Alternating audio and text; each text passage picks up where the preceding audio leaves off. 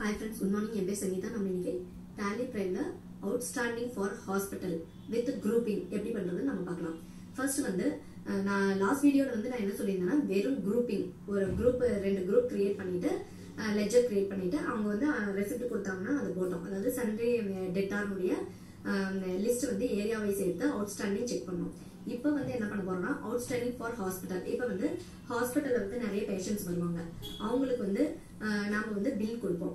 இவ்வளவு அமௌண்ட் நீங்க பே பண்ணணும் அப்படின்ட்டு அவங்க ரெசிப்டா இவ்வளவு அமௌண்ட் அட்வான்ஸா பே பண்ணிருப்பாங்க, மீதி பெண்டிங் இருக்கும்.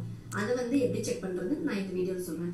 இது வந்து தியரி சொல்றேன், நெக்ஸ்ட் வீடியோல வந்து பிராக்டிகல்ஸ் எப்படி போடுறதுன்னு சொல்றேன். ஃப்ரெண்ட்ஸ் வாங்க வீடியோக்குள்ள போலாம். ஃபர்ஸ்ட் வந்து குரூப் கிரியேட் பண்ணிக்கோங்க. என்னன்னா இது அவுட்ஸ்டாண்டிங் ஃபார் ஹாஸ்பிட்டல் அப்படின்றனால குரூப் நேம் ஹாஸ்பிட்டல் அப்படின்னு ஒன்று கிரியேட் பண்ணிக்கோங்க.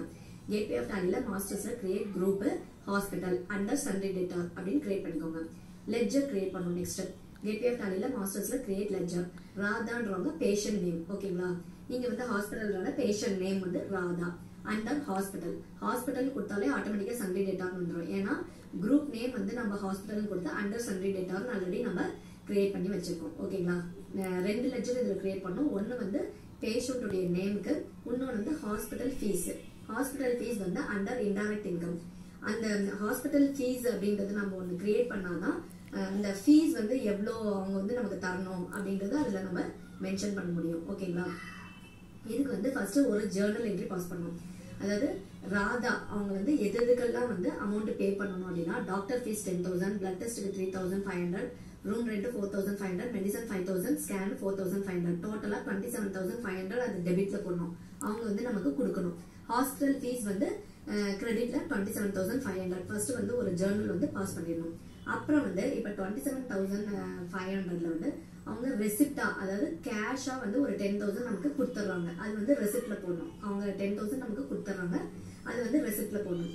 அந்த Radha cash account debit 10,000, Radha account வந்து அகெயின்ஸ்ட் ரெஃபரன்ஸ்ல போடணும். ஏன்னா 27,500ல தான் நம்ம அதை வந்து 10,000 வந்து அவங்க கொடுத்துருக்காங்கன்னு நம்ம லெஸ் பண்ணிட்டு பேலன்ஸ் வந்து 17,500 பெண்டிங் இருக்கும். இது வந்து அகெயின்ஸ்ட் ரெஃபரன்ஸ்ல போடணும். ஓகேங்களா, இந்த ரெசிப்ட் வந்தது வந்து எந்த பில்லுக்கு நம்ம அட்ஜஸ்ட் பண்றோமோ அந்த பில்லை செலக்ட் பண்ணி அதுக்கு தான் நம்ம அகெயின்ஸ்ட் ரெஃபரன்ஸ் கொடுக்கணும். ஓகேங்களா, இதுல வந்து நான் அவங்களது பெண்டிங் எவ்வளவு இருக்குன்னா 17,500 பெண்டிங் இருக்கு. அது எப்படி ரிப்போர்ட் செக் பண்ணணும் அப்படின்னா டிஸ்பிளே மோர் ரிப்போர்ட்ஸ்ல ஸ்டேட்மெண்ட் ஆஃப் அக்கௌண்ட்ஸ்ல அவுட்ஸ்டாண்டிங் குரூப்பிங் ஹாஸ்பிட்டல் அப்படின்னு கொடுத்தாவே சண்டே டேட்டான்னு வந்துடும்.